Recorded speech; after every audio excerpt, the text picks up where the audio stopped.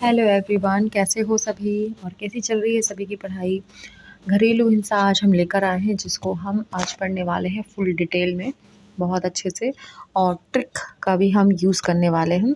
तो घरेलू हिंसा देखो, पहले तो मैंने कराई है ऑलरेडी, लेकिन उसमें मैंने सिर्फ धाराएं कराई हैं और इम्पॉर्टेंट धाराएं, ज़्यादा डीप नहीं है।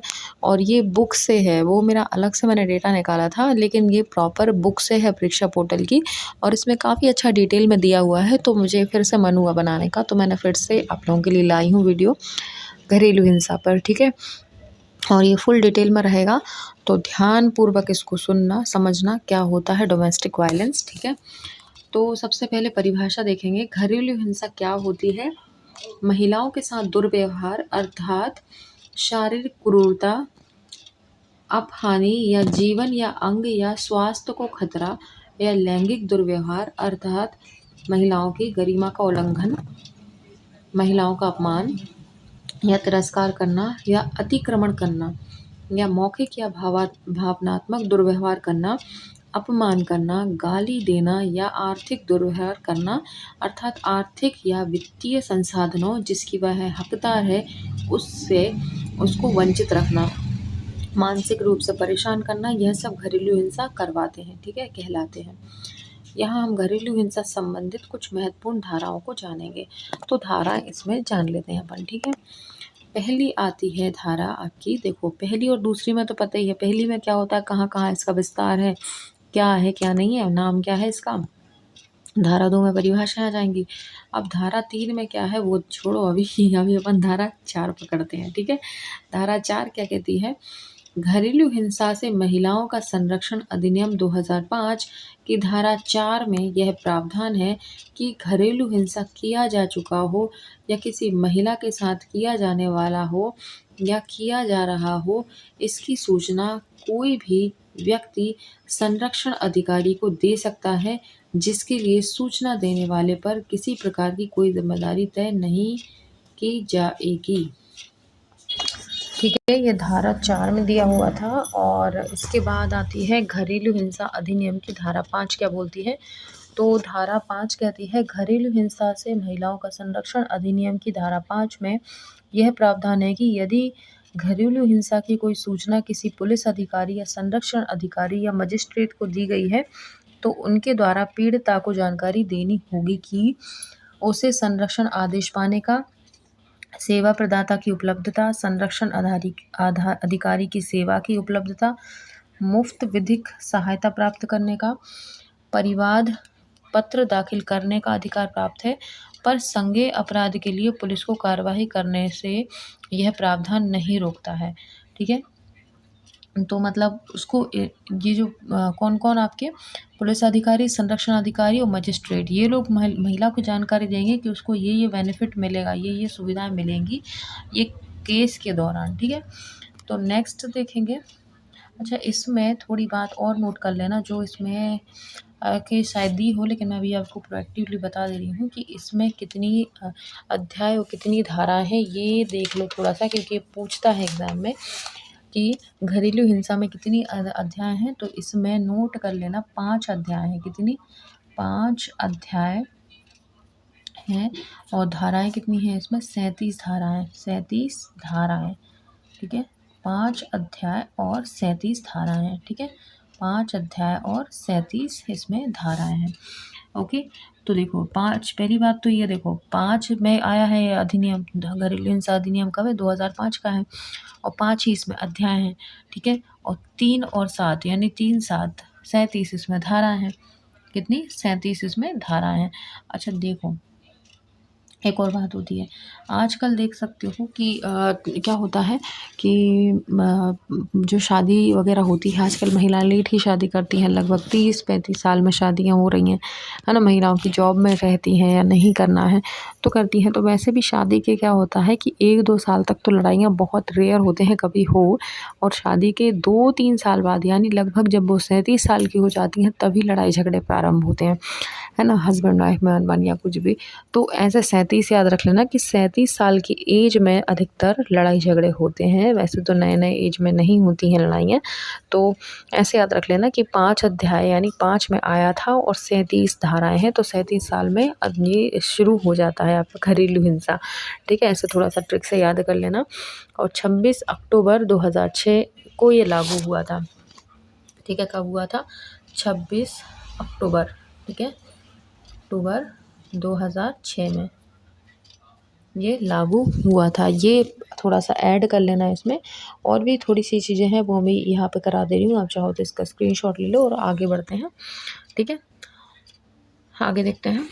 इसके बाद इसमें कुछ और है, मतलब देखो, इसमें जो है धारा 3 में इसमें दी गई है क्या? परिभाषा दी गई है। इसमें धारा 2 में ना देकर इसमें क्या है? परिभाषा है। धारा 3 में परिभाषा है इसकी, परिभाषा। ठीक है, और इसके साथ ही साथ एक और चीज़ है वो देख लेना इसमें कि 2A में, धारा 2A में, धारा 2A में, धारा 2A, 2G, 2F, 2Q, ये सब में क्या है? थोड़ी अलग-अलग परिभाषाएँ हैं। इस वजह से जो मेन परिभाषा है वो धारा 3 में गई है। तो 2A क्या कहती है? 2A में किसका वर्णन है? व्यथित महिला का, यानी पीड़िता का, व्यथित का। जो व्यथित महिला है, पीड़ित व्यक्ति है, उसके लिए 2A है, मतलब 2A में उसका वर्णन है। इसके बाद 2F में क्या है? 2F, धारा 2F में घरेलू नातेदारी, घरेलू नातेदारी का वर्णन है। अब घरेलू नातेदारी में कहना है, नातेदारी में कौन आ जाएगा? जो जिसने हिंसा की है वो सब आ जाएंगे उसमें, घरेलू नातेदारी में। अब इसके बाद 2G में, 2G में भी घरेलू हिंसा की परिभाषा है। 2G में, 2G में भी घरेलू हिंसा की परिभाषा है। यहाँ पे देख लो, 2G में भी क्या है? परिभाषा ही है। 3 में भी है और 2G में भी है, इनमें परिभाषा दी है। ठीक है, इसके अलावा फिर 2Q आता है। 2Q, और 2Q में क्या है? प्रत्यर्थी कोई भी पुरुष वयस्क व्यक्ति होगा जो व्यथित व्यक्ति के साथ नातेदारी में होगा। कोई भी पुरुष व्यक्ति जो इस अपराध में शामिल होगा। तू क्यों है? अपराधी क्यों है? ऐसा ही कर लो, पुरुष से महिला कह रही है तू क्यों है, ऐसे याद कर लेना इसको। प्रत्यर्थी यानी अपराधी पुरुष, कोई भी हो सकता है, हस्बैंड हो सकता है, ससुर, देवर, कोई भी हो सकता है। ठीक है, ये आ जाएगा। और बाकी के फिर जो है इसमें दिए हुए हैं तो वो अपन देख लेते हैं। ओके, अब हम चलते हैं, आगे बढ़ेंगे अगले पेज पर। इसमें दिया हुआ है क्या?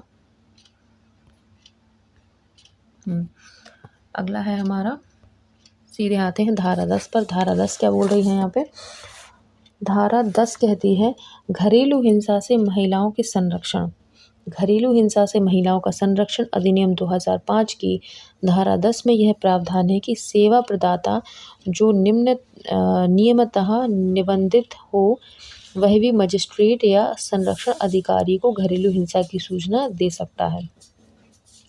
ठीक है, घरेलू क्या बोलता है ये कि सेवा प्रदाता, ठीक है, सेवा प्रदाता से मतलब है कोई भी व्यक्ति इस अधिनियम के तहत मजिस्ट्रेट संरक्षण अधिकारी को घरेलू हिंसा की सूचना दे सकता है, भले ही वो कोई न रिश्ता रखता हो महिला के साथ, कोई भी हो अथवा नहीं हो, वो ये दे सकता है जानकारी इसकी। ठीक है, स्वैच्छिक संगम या कोई भी कंपनी, मतलब कोई भी कंपनी हो या जिसका कोई मतलब सेवा प्रदाता में क्या आ जाएगा? कोई कंपनी आ जाएगी, कोई भी NGO आ जाएगा, उसका उस महिला से कोई कनेक्शन नहीं है, लेकिन अगर उसको पता है कि घरेलू हिंसा हो रही है और वो जानकारी दे देता है तो ये इसके अंतर्गत आ जाएगा। ठीक है, इम्पॉर्टेंट है ये सेवा प्रदाता की, ध्यान रखना। आगे देखेंगे, अब आती है धारा 12। ये क्या बोल रही है? घरेलू हिंसा की धारा 12, घरेलू हिंसा से महिला का संरक्षण अधिनियम 2005 की धारा 12 में यह प्रावधान है कि पीड़िता या संरक्षण अधिकारी या अन्य कोई घरेलू हिंसा के बारे में मुआवजा या नुकसान के लिए मजिस्ट्रेट को आवेदन दे सकता है। इसकी सुनवाई 30 दिन के भीतर निर्धारित होगी तथा निष्पादन 60 दिनों के अंतर्गत होगा। इसमें क्या हो जाएगा? पीड़िता या संरक्षण अधिकारी या अन्य कोई घरेलू हिंसा के बारे में मुआवजा या नुकसान के लिए मजिस्ट्रेट को आवेदन दे सकता है। या तो स्वयं पीड़िता दे सकती है या संरक्षण अधिकारी दे सकता है। ठीक है, तो मजिस्ट्रेट के सामने आवेदन दे सकता है कि मुझे मुआवजा मिलना चाहिए, मेरा नुकसान हुआ है या जो भी है ना। इसकी सुनवाई मजिस्ट्रेट को 30 दिनों के भीतर निर्धारित करनी होगी तथा निष्पादन 60 दिनों के अंदर करना होगा। यानी 30 दिन के अंदर उसको सुनवाई करनी है और 60 दिन के अंदर उसको क्या करना होगा, निराकरण करना होगा। ये धारा 12 में वर्णित है। ठीक है, धारा 12 से अब कैसे थोड़ा सा देख लो, ट्रिक कैसे याद रखोगे, ये करना तो पड़ेगा भैया, कैसे करोगे देख लेते हैं एक मिनट। कि मजिस्ट्रेट के सामने, इसका मजिस्ट्रेट के सामने मतलब ये है कि धारा 12 में महिला जो है रात के 12 बजे भी मजिस्ट्रेट के घर जाकर ये बोल सकती है कि मुझे मुआवजा चाहिए। मतलब ऐसा नहीं है कि वो टाइम देख के जाएगी, रात को 12 बजे भी उठकर पहुंच सकती है। तो मजिस्ट्रेट को 30 दिनों के अंदर सुनवाई करनी पड़ेगी। ठीक है, मतलब जो है महिला कितने बजे मजिस्ट्रेट के सामने जा रही है निराकरण के लिए, रात के 12 बजे। ओके, नेक्स्ट देखेंगे।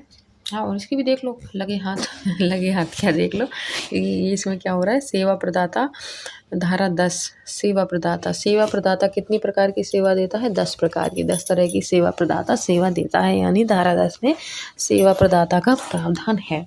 ठीक है, अब देखेंगे घरेलू हिंसा से अधिनियम, धारा 14 क्या बोल रही है। घरेलू हिंसा से महिला का संरक्षण अधिनियम 2005 की धारा 14 में प्रावधान है कि मजिस्ट्रेट पीड़िता को सेवा प्रदाता से परामर्श लेने का निर्देश दे सकता है। मतलब कोई भी सेवा प्रदाता है, कोई भी कंपनी है, एनजीओ है, उससे सलाह लेने की क्या कर सकता है, निर्देश दे सकता है ना, पीड़िता को कि आप जाइए, उनसे निर्देश लीजिए, उनसे समझिए आगे के क्या करना है। ठीक है, तो मतलब दे सकता है उसको। अब एनजीओ में कोई भी आ सकता है, किसी प्रकार की महिलाओं से संबंधित कुछ भी हो सकता है ना, तो वो उनको दे सकता है निर्देश की परामर्श के लिए, है ना। और इसके बाद धारा 14 बोल रही थी, है ना। धारा 14 को कैसे याद रखोगे,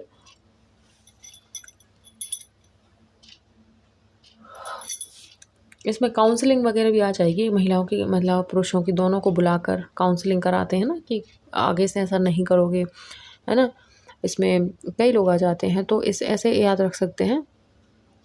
अब 37 साल की महिला हो गई थी तब घरेलू हिंसा हुई है, तो भैया 13-14 साल की बच्ची तो होगी, बच्चा बच्ची होंगे, तो उनको बोलते हैं सेवा प्रदाता कि भाई सुलह कर लो, आगे से ऐसा नहीं करना। 14 साल के बच्चे हैं तुम्हारे, 14-14 साल के बच्चे हैं, क्यों फालतू में लड़ाई झगड़े करना। ठीक है, ऐसे समझू के भगा देंगे आपको, तो ऐसे याद रख लेना। अब आती है घरेलू हिंसा अधिनियम की धारा 16 क्या बोल रही है, इसको भी देख ही लो।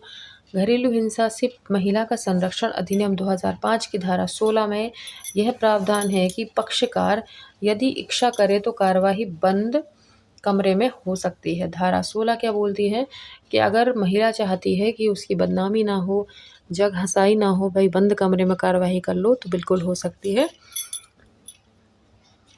ठीक है, तो पक्षकार चाह रहा है कि उसकी जो कार्रवाई है बंद कमरे में की जाए, तो धारा 16 में है। ठीक है, तो इसको कैसे याद रखोगे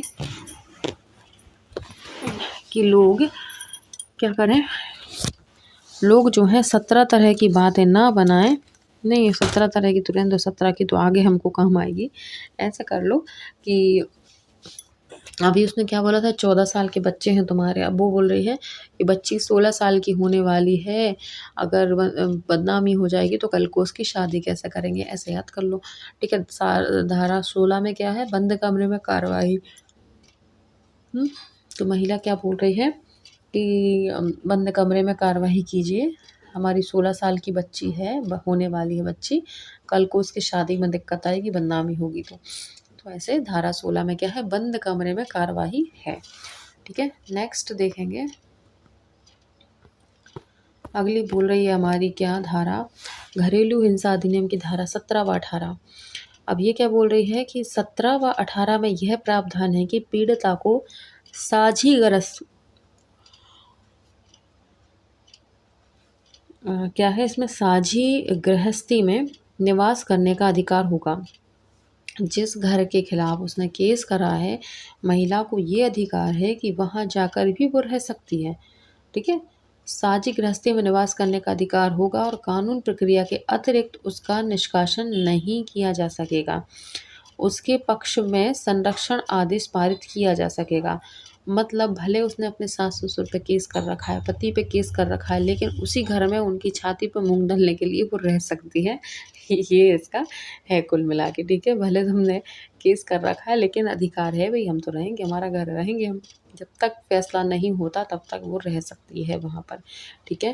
तो ये धारा 17 और 18 में वर्जित है। मतलब महिला को किसी प्रकार का खतरा नहीं है अपने घर में, यानी खतरा से 17 याद रख लो, ठीक है? और 18 में क्या हो जाएगा, आदेश पारित होता है, मतलब उसको आदेश मिला हुआ है। 17 में तो देखो वो निवास करने का अधिकार है, और धारा 18 क्या बोलती है कि उसको संरक्षण का आदेश पारित किया जा सकता है। आदेश भी उसको पारित है कि आप उस घर में रह सकते हो, ठीक है? 17-18 में इस तरीके से याद कर लेना। अगला है धारा घरेलू हिंसा अधिनियम की धारा 19 क्या बोलती है? 19 में यह प्रावधान है कि पीड़िता और उसकी संतान को संरक्षण प्रदान करते हुए संरक्षण देने का स्थानीय थाना को निर्देश देने के साथ निवास करने का भी आदेश एवं किसी तरह से भुगतान के संबंध में भी आदेश पारित किया जा सकेगा, और संपत्ति का कब्जा वापस करने का भी आदेश मिलेगा। कुल मिलाकर महिला को क्या है, स्थानीय थाना में निर्देश दिया जा सकता है कि वह निवास करने का अधिकार रखती है। कहीं पे भी, जहाँ पे भी वो रह रही थी अभी तक, वहाँ निवास करने का अधिकार है, और अगर किसी ने उसकी संपत्ति पे कब्जा कर रखा है तो उसे वापस लेने का अधिकार है। और क्या है कि अगर उसे पैसों की ज़रूरत है तो भुगतान के संबंध में भी आदेश हो सकता है। पति से कह सकती है कि मुझे ज़रूरत है, आप भुगतान कीजिए। तो इस तरीके से वो क्या है, अधिकार ले सकती है धारा 19 के तहत, ठीक है? धारा 19 के तहत ये सब कुछ आता है। यानी 19 से कैसे याद रखोगे, सोचने दो ज़रा। देखो भाई, धारा मतलब उम्र 18 तक क्या होती है, लड़की थोड़ी-सी कम मैच्योर होती है, लेकिन धारा 19 में बड़ी खतरनाक हो जाती है, अपने अधिकार के लिए लड़ जाती है। निवास का अधिकार चाहिए उसको, भुगतान भी चाहिए उसको, है ना? और क्या, संपत्ति का कब्जा भी वापस लेने में सक्षम हो जाती है। इस तरीके से धारा 19 याद रख लेना। अब आता है धारा 21। धारा 21 क्या बोल रही है? घरेलू हिंसा से महिलाओं का संरक्षण अधिनियम 2005 की धारा 21 में यह प्रावधान है कि मजिस्ट्रेट अभिरक्षा का आदेश संतान के संबंध में दे सकेगा, ठीक है? अभिरक्षा का आदेश संतान के संबंध में दे सकेगा, या संतान से भेंट करने का भी आदेश दे सकता है, ठीक है? संतान के संबंध में दे सकेगा। तो इसमें धारा 21 में क्या है, घरेलू हिंसा अधिनियम की धारा 21 क्या कहती है कि मजिस्ट्रेट अभिरक्षा का आदेश संतान के संबंध में दे सकेगा, या संतान से भेंट करने का भी आदेश दे सकेगा। यानी घरेलू हिंसा में बच्चा जिसके भी पास है, सेकंड पेरेंट को क्या अधिकार है, उससे भेंट का अधिकार है, और मिल सकता है, जब वो चाहे वो मिल सकता है उससे। जैसे बच्चे माता के पास है तो पिता को दे सकता है आदेश कि आप मिल सकते हो उससे, और अगर पिता के पास है तो माता को अधिकार मिल सकता है। ये धारा 21 में वर्णित है, ठीक है? इसके बाद धारा आपकी 20 और 22, इसमें क्या है, घरेलू हिंसा से महिलाओं के संरक्षण अधिनियम 2005 की धारा 20 में और 22 में प्रावधान है कि वित्तीय अनुदोष पीड़ित या उसकी संतान को घरेलू हिंसा के बाद किए गए खर्चे की पूर्ति के लिए मजिस्ट्रेट निर्देश दे सकेगा तथा भरण पोषण का भी आदेश दे सकता है। यह प्रतिकर आदेश भी दिया जा सकता है। मतलब इस पूरे प्रोसेस के दौरान, जो केस है इसके दौरान जो भी क्षतिपूर्ति हुई है, जो भी खर्च हुआ है, उसकी वो क्षतिपूर्ति ले सकता है, अपने भरण पोषण ले सकता है खुद के लिए भी और अपने बच्चे के लिए भी, ठीक है? इसके बाद घरेलू हिंसा के अधिनियम की धारा 24 क्या कहती है? घरेलू हिंसा से महिलाओं का संरक्षण अधिनियम 2005 की धारा 24 में यह प्रावधान है कि पक्षकारों को आदेश के प्रति निःशुल्क कार्यालय के द्वारा दिया जाएगा। आदेश की प्रति यानी जो भी आदेश आया उसकी प्रति, उसके फ़ोटोकॉपी, उसकी कॉपी इस निःशुल्क कार्यालय से प्राप्त किया जा सकता है। धारा 24 में वर्णित है, ठीक है, तो ये हमारी हो गई है घरेलू हिंसा अधिनियम की पूरी क्लास का समापन। ठीक है, अब हम नेक्स्ट आगे देखेंगे कौन सी धारा होती है, उसको देखेंगे और उसको कंप्लीट करेंगे। आज के लिए इतना ही, मिलते हैं अगली वीडियो में, तब तक के लिए बाय।